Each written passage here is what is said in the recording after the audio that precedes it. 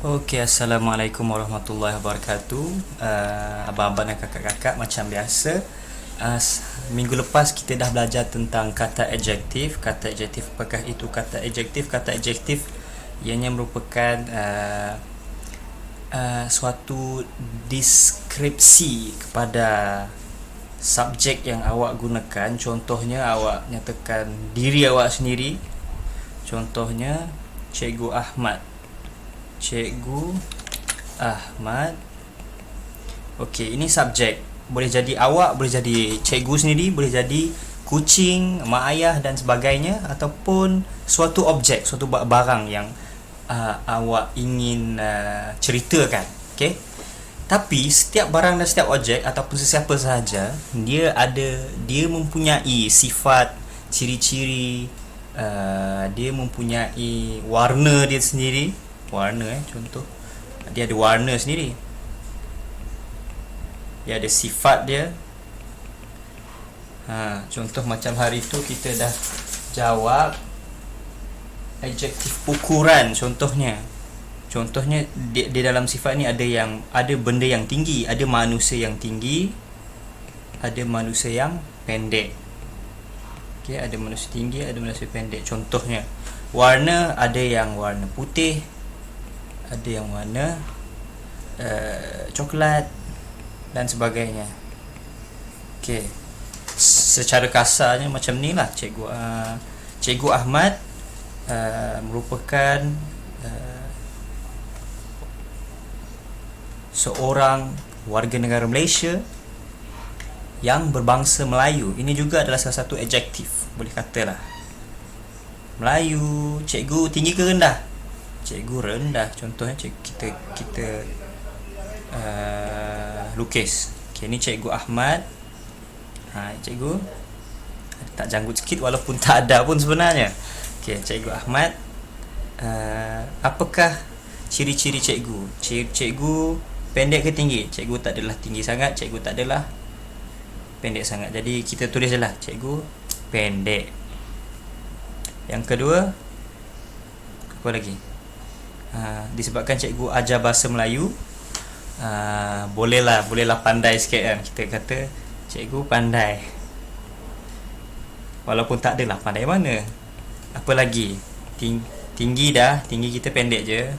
Apa lagi? Warna yang cikgu pakai. Contohnya cikgu suka warna hitam ataupun warna gelap. Apa-apa warna gelap, cikgu sangat suka pakai warna gelap. Okey, jadi ciri yang ketiga adalah cikgu suka warna gelap. Ini kegemaran. Contohnya kita kata teruslah buat warna yang dipakai cikgu itu. Objek yang kita sebut adalah baju, bukan Cikgu Ahmad lagi dah. Kita sebut baju dia berwarna gelap, ataupun kita kata warna gelap, ataupun warna apa-apa saja yang datang di fikiran anda. Warna hitam boleh, tapi hari ini cikgu nak tulis warna gelap. Warna gelap bajunya warna gelap. Apa lagi?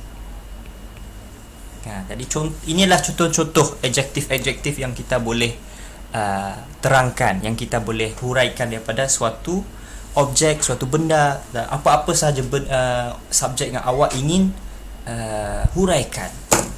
Okey, seterusnya cuba buka muka surat. Buku yang mana? Buku yang ini Buku yang ni ada semua. Abang-abang kakak buku yang ni. Sila buka muka surat Buka muka surat 48.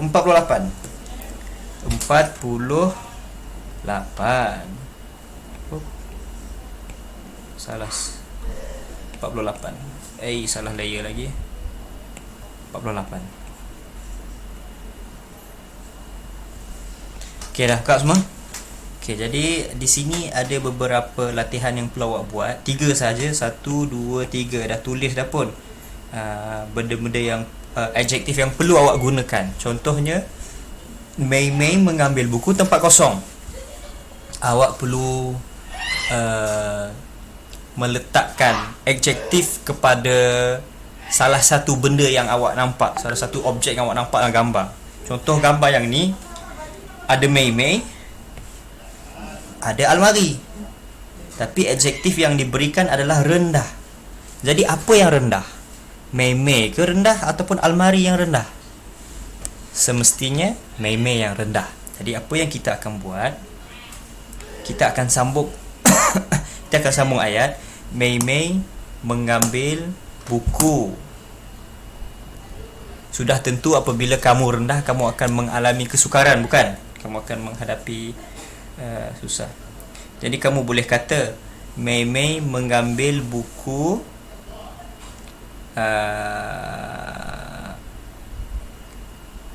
okay.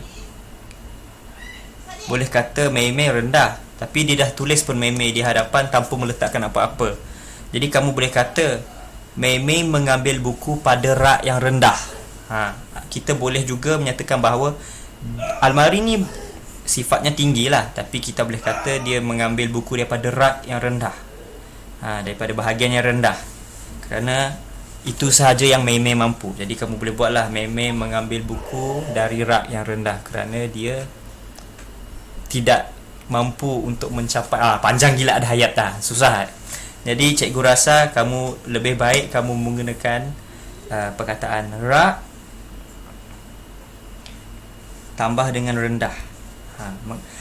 Mei mengambil buku daripada, awak sambung sendiri, awak buat sendiri. Dan kalau awak nak buat tambahan lagi pun, ataupun awak nak buat Mei, kalau awak nak buat dari perkataan Mei, cikgu rasa kamu padam je yang perkataan ni, kamu buat balik daripada kosong berdasarkan gambar, dan mesti ada perkataan adjektif yang diberikan, iaitu rendah. Contohnya Mei tidak mampu untuk mengambil buku dari almari itu kerana dia rendah.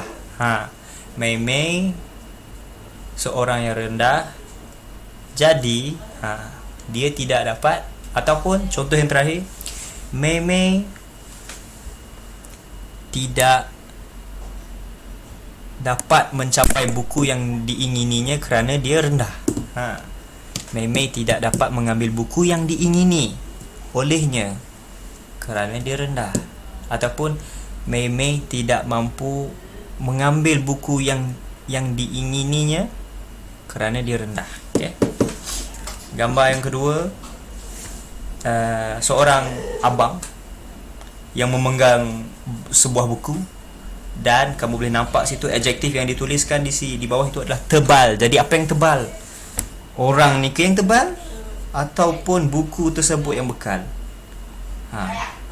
Buku ke tebal ataupun orang yang tebal? Sudah semestinya buku yang tebal. Jadi kamu tulis pemuda itu dia buat apa dengan buku tu?